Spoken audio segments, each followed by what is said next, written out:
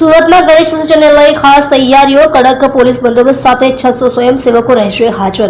શહેરમાં આજરોજ ગણેશ વિસર્જનની પ્રક્રિયાની તમામ તૈયારીઓ તંત્ર તરફથી પૂર્ણ કરી દેવામાં આવી છે। શહેરના 21 જેટલા કૃત્રિમ તળાવ પરથી 5 ફૂટ સુધીની પ્રતિમાઓનું વિસર્જન થવાનું છે, જ્યારે 5 ફૂટથી વધુ ઊંચાઈ ધરાવતી પ્રતિમાઓનું ડુમસ, હજીરા અને હજીરા દરિયામાં વિશાળ ક્રેન મારફતે વિસર્જન કરવામાં આવશે।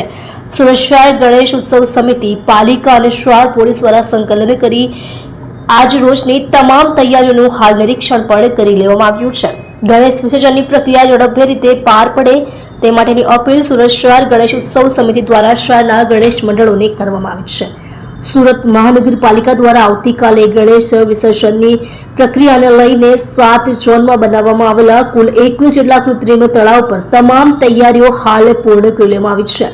વિસર્જન માટે આવતા ભક્તો શ્રીજીની પૂજા અર્ચના કરી શકે તે માટે ટેબલોની પણ વ્યવસ્થા કરવામાં આવી છે, જ્યારે પૂજા માટે અલગથી ગાર્બેજ પેટી મૂકવામાં આવી છે।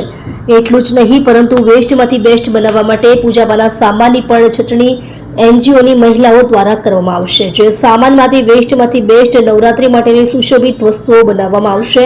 આ ઉપરાંત ઓવારા ઉપર CCTV camera, halogen light, road, રસ્તા સહિત તમામ પ્રકારની વ્યવસ્થાઓ ઊભી કરવામાં આવી છે। વિસર્જન પ્રક્રિયા દરમિયાન કોઈ અનિચ્છનીય ઘટના ન બને તે માટે તમામ ઓવારા પર સુરત મહાનગરપાલિકાના ફાયરના જવાનો અને રેસ્ક્યુ બોટ સ્ટેન્ડ બાય મૂકવામાં આવી છે, જે ફાયરના જવાનો દ્વારા ગણેશ વિસર્જનની પ્રક્રિયા ઉપર સતત નજર રાખવામાં આવશે। આ સાથે જ ગણેશ વિસર્જનની પ્રક્રિયામાં જોડાનાર તમામ સ્વયંસેવકોને લાઈફ જેકેટ પણ પૂરા પાડવામાં આવ્યા છે। મોટી પ્રતિમાઓના વિસર્જન માટે શહેર પોલીસ દ્વારા જે તે ગણેશ મંડળોને રૂટ નક્કી કરી આપવામાં આવ્યા છે। આ વખતે પણ જીપીએસ સિસ્ટમ મુજબ જ રૂટ પ્રમાણે ગણેશ મંડળોએ મોટી પ્રતિમાઓનું વિસર્જન જે તે નક્કી કરેલા ઓવારા ઉપર કરવાનું રહેશે। ગણેશ વિસર્જન દરમિયાન ધાર્મિક આસ્થા જળવાઈ રહે અને સંતોની સૂચનાનું પણ સુચારુ રૂપે પાલન થાય તેની જવાબદારી પણ ગણેશ આયોજકોની રહેલી છે।